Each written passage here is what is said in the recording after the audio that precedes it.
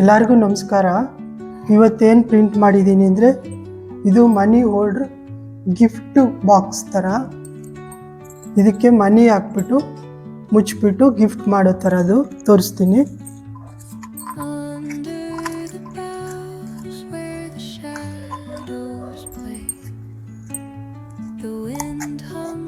ನೋಡಿ, ಇಷ್ಟು ನೋಟ್ ಹಾಕ್ಬೋದು.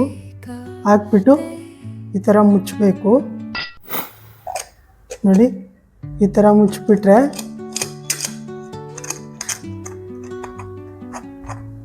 ನೋಡಿ ಈ ಥರ ಯಾರಿಗಾದ್ರೂ ಗಿಫ್ಟ್ ಮಾಡ್ಬೋದು. ಮತ್ತು ಅವ್ರು ತೆಗಿಬೇಕಾದ್ರೆ ಇದು ಪಜಲ್ ಅಲ್ವಾ, ತುಂಬ ಟೈಮ್ ಹಿಡಿಸುತ್ತೆ.